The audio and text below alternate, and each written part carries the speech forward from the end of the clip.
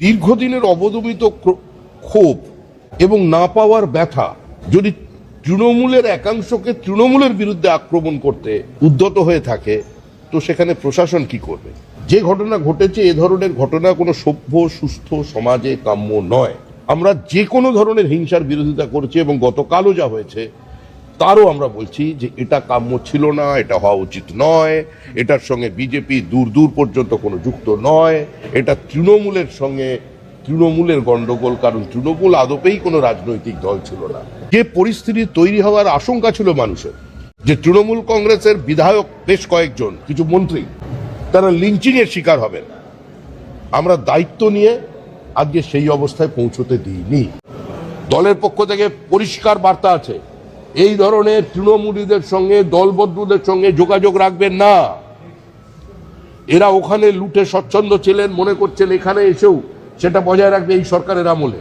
ওখানে কিছু পায়নি বলে এখানে আবার অটো টোটো বাজারের ইউনিয়নের ব্যবস্থা করবে, এ সমস্ত চলবে না। কারো কারো বিবেক জাগ্রত হয়ে যাচ্ছে, হঠাৎ বোধোদয় হয়েছে, বিলম্বিত বোধোদয়। আর কেউ কেউ মনে করছেন এ ধরনের বিবৃতি দিয়ে দলের সমালোচনা করেই শাসক দলের দরজা খোলা থাকবে আর তার মধ্যে ঢুকে পড়বেন।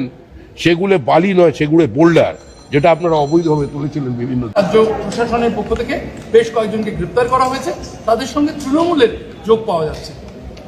গত 6 মাস ধরে আমি ধারাবাহিকভাবে বলে গেছি যে তৃণমূল কংগ্রেস চলে যাচ্ছে, তৃণমূল কংগ্রেস চলে যাবে, তৃণমূল কংগ্রেস চলে যাবেই। এবং তৃণমূল কংগ্রেস চলে যাওয়ার পরে তৃণমূলকে আক্রমণ করবে। আর সেই সময় আমাদের সতর্ক থাকতে হবে। রাজ্যপালের কাছেও আবেদন জানিয়েছিলাম আপনাদের মাধ্যমে, নির্বাচন কমিশনের কাছেও আবেদন জানিয়েছিলাম। যে পরিস্থিতি তৈরি হওয়ার আশঙ্কা ছিল মানুষের, যে তৃণমূল কংগ্রেসের বিধায়ক বেশ কয়েকজন, কিছু মন্ত্রী তারা লিঞ্চিং এর শিকার হবেন, আমরা দায়িত্ব নিয়ে আজকে সেই অবস্থায় পৌঁছতে দিইনি। কিন্তু দীর্ঘদিনের অবদমিত ক্ষোভ এবং না পাওয়ার ব্যথা যদি তৃণমূলের একাংশকে তৃণমূলের বিরুদ্ধে আক্রমণ করতে উদ্যত হয়ে থাকে, তো সেখানে প্রশাসন কি করবে? যে ঘটনা ঘটেছে, এ ধরনের ঘটনা কোনো সভ্য সুস্থ সমাজে কাম্য নয়।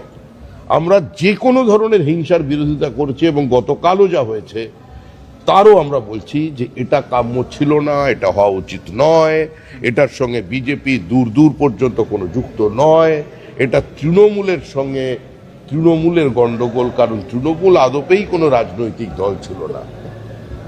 যারা অভুক্ত ছিলেন তারা এখন আক্রমণ করছেন। আর প্রশ্ন তো মানুষের মনের মধ্যে আছে, এখন বিবৃতি দিয়ে কি হবে? 321 জন বিজেপি কর্মী খুন হয়ে গেছেন 2016 সালের আগে থেকে। আপনারা একবার 2021 সালে নির্বাচন পরবর্তী 15টা দিনের কথা, 25টা দিনের কথা চিন্তা করুন, আর আজকে তাকিয়ে দেখুন। প্রশাসন যা ব্যবস্থা নেবার সে ব্যবস্থা নেবে, পুলিশের উচিত ব্যবস্থা নেওয়া। কিন্তু মনে রাখবেন 2021 সালের 2রা মের পর 27 দিনে 56 জন বিজেপি কর্মী খুন হয়। আমাদের কয়েকশো মহিলা কর্মী গণধর্ষিতা হন, জেসিপি দিয়ে বাড়ি ভাঙা হয়, মাথা কামিয়ে থুতু ফেলে চাটানো হয়, মোবাইল ফোন কেড়ে দেওয়া হয়। বাগবাজার এলাকায় একজন সন্তোষ ট্রফি খেলা ফুটবলার, অত্যন্ত দরিদ্র পরিবারের বাবা, প্যারালিটিক মা, অন্যের বাড়িতে পরিচারিকার কাজ করেন, সে সুইগি জোম্যাটোর মাল সাপ্লাই করে। এই ধরনের একজন প্রতিভাবান ফুটবলার তাও খেলা ছাড়েননি, সাঁড়াশি দিয়ে তার নোখটা উপড়ে নেওয়া হয়েছিল, 2টো হাত ভেঙে দেওয়া হয়েছিল শুধুমাত্র বিজেপির বুথে বসার অপরাধে। সেক্ষেত্রে তৃণমূল তো আছে, স্বচ্ছন্দে আছে, ওরা ওদের পারিবারিক অশান্তিতে ভেতরে কে কি বলছে আমাদের জানা নেই। কারো কারো বিবেক জাগ্রত হয়ে যাচ্ছে, হঠাৎ বোধোদয় হয়েছে, বিলম্বিত বোধোদয়।